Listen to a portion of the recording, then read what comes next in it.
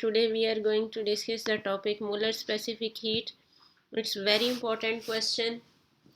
इसे आपने long question के लिए प्रिपेयर करना है. यह इम्पॉर्टेंट है. इस चैप्टर में से मोस्टली यही क्वेश्चन लॉन्ग में आता है. मोलर सबसे पहले हम डिफाइन करेंगे स्पेसिफिक हीट को. स्पेसिफिक हीट क्या है? The heat required by one unit mass to increase the temperature of substance to 1 Kelvin is known as specific heat. यानी अगर आपने यूनिट मैस लिया है, वो यूनिट मैस किलोग्राम में भी हो सकता है, ग्राम्स में भी हो सकता है, यानी हम कोई भी यूनिट ले सकते हैं. उसमें यूनिट मैस जब हमने लिया, उस जितनी हीट रिक्वायर्ड होगी उसका टेम्परेचर 1 केल्विन तक इंक्रीज करने में, उसे हम नाम देते हैं स्पेसिफिक हीट का. यूजुअली हम स्पेसिफिक हीट को जब डिफ़ाइन करते हैं तो इसमें हम मैस लेते हैं किलोग्राम्स में. और 1 किलोग्राम क्वांटिटी जो होती है डिफरेंट गैसेस की, उसमें number of molecules her gas के डिफरेंट आएंगे, क्योंकि कुछ लाइटर मॉलिक्यूल्स हैं गैसेस के और कुछ मैसिव मॉलिक्यूल्स हैं. जैसे हाइड्रोजन लाइटर है जबकि ऑक्सीजन मैसिव है, तो उसके उतने नंबर ऑफ़ मॉलिक्यूल्स 1 किलोग्राम में कम हो जाएंगे. लेकिन अगर हम मोल्स में लें गैस को, तो 1 मोल सब्सटेंस जो होगा उसमें सेम नंबर ऑफ़ एटम्स होंगे, हम कोई भी सब्सटेंस कंसिडर कर लें. तो समटाइम्स हम किलोग्राम्स की बजाय गैसेस में यूनिट यूज़ करते हैं मोल, ताकि नंबर ऑफ़ एटम्स और मॉलिक्यूल सेम रहें.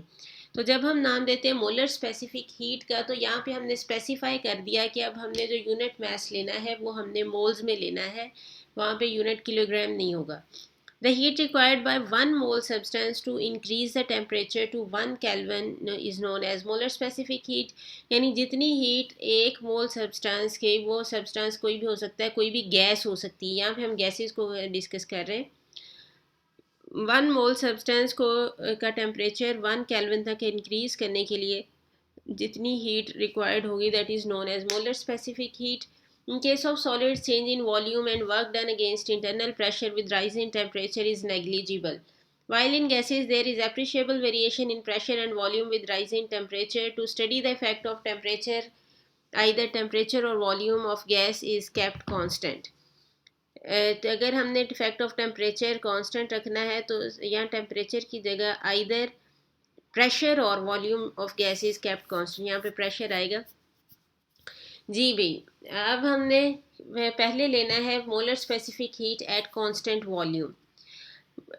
जैसा कि हमने यहाँ पे मेंशन कर दिया है कि अब हमने क्या करना है, वॉल्यूम को कांस्टेंट रखना है. दो तरीके हैं टेम्परेचर इंक्रीज करने के लिए. कौन से? या तो हम वॉल्यूम कांस्टेंट रखेंगे या प्रेशर कांस्टेंट रखेंगे.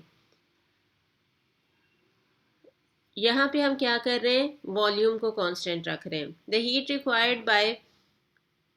The heat required by 1 mole substance to increase the temperature to 1 Kelvin at constant volume is known as molar specific heat at constant volume.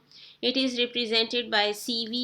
Subscript में लिखेंगे हम C रिप्रेजेंट करता है molar specific heat को, और subscript में जो V लिखा है, it means that volume is kept constant. Let 1 mole of ideal gas is heated. Rise in temperature is equal to delta T. So heat added to a system is QV is equal to CV delta T. Volume is constant, so delta V will be equal to 0. और जब gas expand नहीं होगी, change in volume 0 होगा, तो then no work is done, because work done is equal to P into delta V. जब delta V 0 होगा तो इसका मतलब है कोई वर्क डन नहीं होगा. Now by applying first law of thermodynamics, क्या है? Q is equal to delta U plus W. तो यहाँ पे QV की वैल्यू हमने पुट कर दी, that is CV into delta T. Delta U plus work done हमारे पास 0 है, वो हमने पुट कर दिया, तो डेल्टा U हमारे पास आ जाएगा, यानी change in internal energy will be equal to CV delta T. यानी जितनी हीट हम सप्लाई करेंगे वो सारी की सारी किस फॉर्म में अपीयर हो जाएगी, in the form of internal energy, because no work is done, work done by the system is 0. Now the second case is molar specific heat at constant pressure. अब हमने क्या करना है, temperature of the substance increase करना है up to 1 kelvin, लेकिन condition साथ क्या है कि हमने प्रेशर को कांस्टेंट रखना है. The heat required by 1 mole substance to increase the temperature to 1 Kelvin at constant pressure is known as molar specific heat at constant pressure. It is represented by Cp. Let 1 mole of ideal gas is heated, so rising temperature is delta T. Heat added to system is Qp, that is equal to Cp into delta T. When gas is heated at constant pressure, then increase in internal energy is same as in case of constant volume. जब हम temperature पे depend कर रही है internal energy, जब उसमें भी हम टेम्परेचर इंक्रीज़ करेंगे up to 1 kelvin constant volume पे भी, तो कांस्टेंट प्रेशर पे भी टेम्परेचर इंक्रीज़ कर रहे हैं 1 केल्विन, तो इसका मतलब है कि इंटरनल एनर्जी दोनों केसेस में सेम होगी, यानी डेल्टा यू की वैल्यू वही आएगी. As gas expands to keep pressure constant, so work done is given as W is equal to P into delta V. Now by applying first law of thermodynamics, QP will be equal to delta U plus W. QP is equal है हमारे पास CP into delta T के. हमने क्या कहा है, change in internal energy दोनों cases में same होगी, तो यहाँ पे भी हम डेल्टा यू की वैल्यू वही पुट कर देंगे जो कांस्टेंट वॉल्यूम के केस में ली थी, that is C V into delta T. और वर्क डन हमारे पास आ जाएगा P डेल्टा V के. तो यहाँ पे अब हम अप्लाई करेंगे ideal gas law. Ideal gas law क्या है, PV is equal to nRT. यहाँ पे हमने अमाउंट ऑफ सब्सटेंस ली है 1 मोल, तो n को किसको रिप्रेजेंट करता है, नंबर ऑफ मोल्स को, तो n को हम पुट कर देंगे 1. So PV will be equal to RT.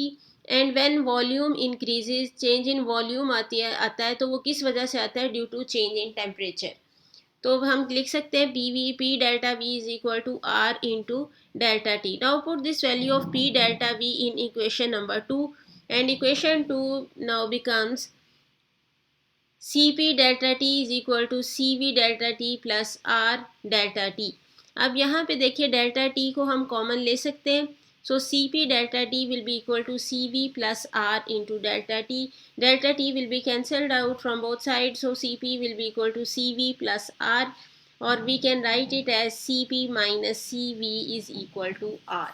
ये इसी तरह से क्वेश्चन आता है mostly, show that Cp minus Cv is equal to R. लेकिन आपने शुरू से इसको स्टार्ट करना है और एंड तक पूरा टॉपिक करना है. Molar specific heat at constant को भी डिफाइन करेंगे, एट कांस्टेंट वॉल्यूम भी लेंगे, एट कांस्टेंट प्रेशर भी लेंगे, कंप्लीट करेंगे, क्योंकि समटाइम्स स्टूडेंट सिर्फ मैथमेटिकल स्टेप्स करते हैं, थ्योरी छोड़ देते हैं.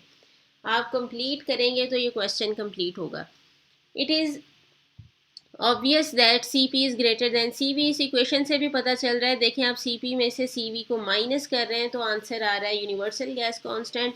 तो इसका मतलब क्या है कि Cp ग्रेटर है Cv से, because at constant volume whole heat energy supply to system is converted to